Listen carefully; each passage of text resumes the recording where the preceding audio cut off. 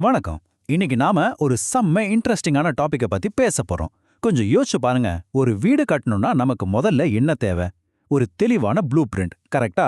அதே மாதிரி தாங்க ஒரு ஸ்ட்ராங்கான ஜனநாயகத்தை கட்டமைக்கவும் ஒரு ப்ளூ பிரிண்ட் தேவை. அதுதான் நம்ம அரசியலமைப்பு சட்டம். இன்னைக்கு 1435 சதுரடி வீட்டின் பௌதிக வரைபடத்தையும் நம்ம நாட்டையே தாங்கி பிடிச்சிட்டு இருக்கிற சில முக்கியமான அரசியலமைப்பு விதிகளையும் ஒப்பிட்டு ஒரு ஆழமான பார்வையை முன்வைக்க போறோம். இந்த ரெண்டு ப்ளூ பிரிண்டுகளுக்கும் என்ன சம்பந்தம்னு தெரிஞ்சுக்கலாம் வாங்க.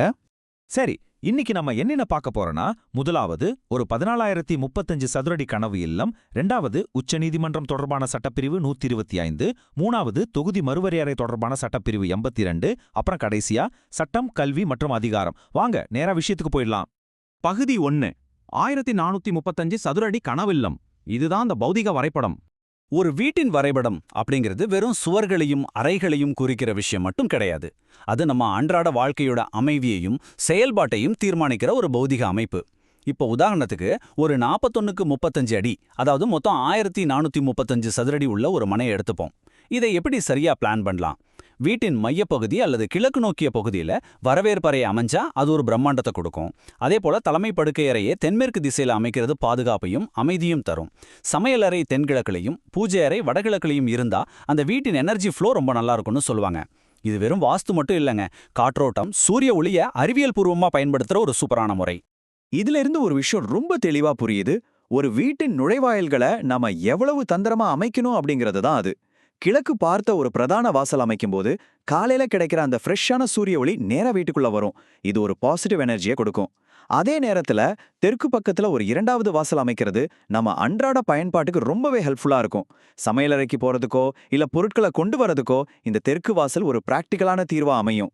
இதுதாங்க ஒரு பெர்ஃபெக்டான பௌதிக வரைபடத்தோட சிறப்பு. சரி, இப்ப வீட்டை பத்தி பார்த்தோம். அடுத்து பகுதி 2, உச்சநீதிமன்றம் மற்றும் சட்டப்பிரிவு 125.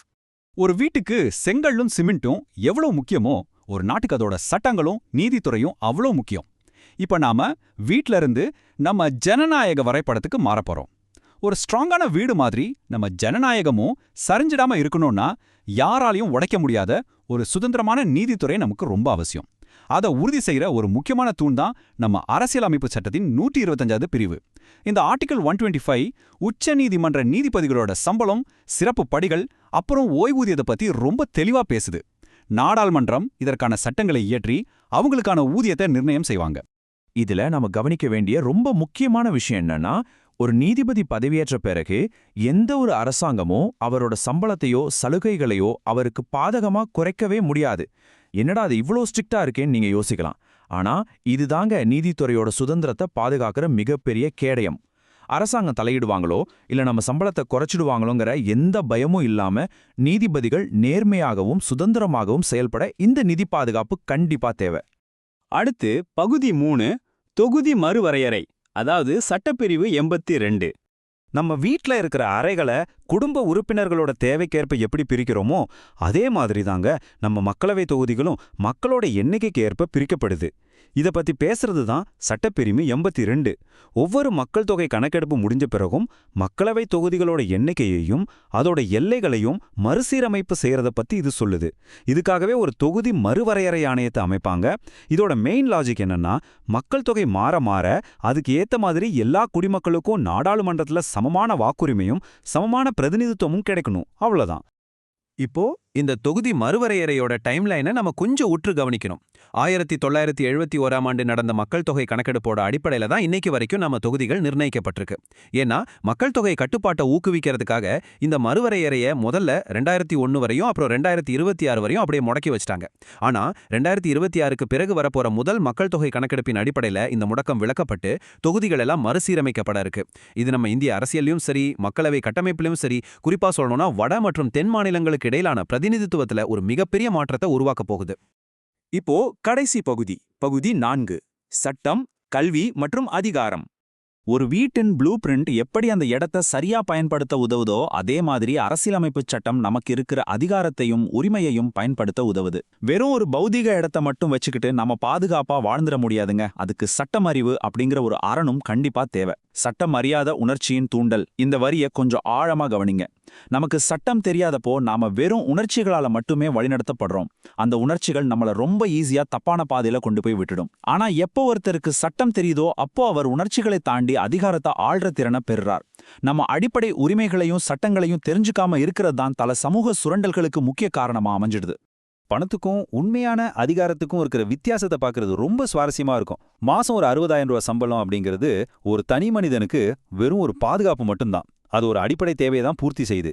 ஆனா கல்வி அப்படிங்கிறது அது கிடையாதுங்க. பெரிய பெரிய முதலாளிகள் கல்வியை தேடுறது அவங்களோட அதிகாரத்தை தக்க வச்சுக்க. ஆனா உழைக்கும் மக்கள் கல்வியை தேடுறது எதுக்குன்னா, தங்களை அறியாமலே தங்களை கட்டி போட்டிருக்க அந்த அடிமைத்தனத்திலிருந்து வெளியே வர்றதுக்கு. வெளியில காட்டப்படுற போலி பிம்பங்களையும் போலி வாக்குறுதிகளையும் கிழித்தெறிகிற ஒரு மிகப்பெரிய ஆயுதமா இந்த கல்விதான் செயல்படுது. சோ நாம இந்த விளக்கப்பதிவோட இறுதி பகுதிக்கு வந்துட்டோம். ஒரு 1435 சதுரடி வீட்டை கட்ட நாம எப்படி ஒவ்வொரு இன்ச்சையும் பார்த்து பார்த்து பிளான் பண்றோமோ அதே அளவு கவனத்தை நம்மளோட சமூக மற்றும் அரசியல் வாழ்விலும் நாம கண்டிப்பா செலுத்தணும்.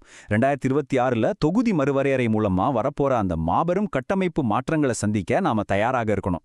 உண்மையான அதிகாரம் அப்படிங்கிறது நாம வாழ்ற வீட்டோட அமைப்பை புரிஞ்சுக்கிறதுல மட்டும் இல்லைங்க, நாம வாழ்ற நாட்டோட சட்ட அமைப்பையும் நம்ம உரிமைகளையும் புரிஞ்சுக்கிறதுல தான் அடங்கியிருக்கு. இதை நம்ம கட்டாயம் மனசுல வச்சுக்கணும். கடைசியா உங்ககிட்ட ஒரு கேள்வி. உங்க கனவு இல்லத்தை கட்ட எப்படி ஒரு சூப்பரான ப்ளூ பிரிண்ட் தயார் செய்றீங்களோ அதே போல 2026ல வரப்போற அந்த பெரிய ஜனநாயக கட்டமைப்பு மாற்றங்களுக்கு ஒரு விழிப்புணர்வு உள்ள குடிமகனா உங்களோட குடிமை வரைபடத்தை, அதாவது உங்களோட சிவில் ப்ளூ பிரிண்ட்டை நீங்க எப்படி தயார் செஞ்சுட்டு இருக்கீங்க? இன்னைக்கே உங்களோட உரிமைகளை பத்தியும் அரசியலமைப்பை பத்தியும் தெரிஞ்சுக்க ஆரம்பிங்க.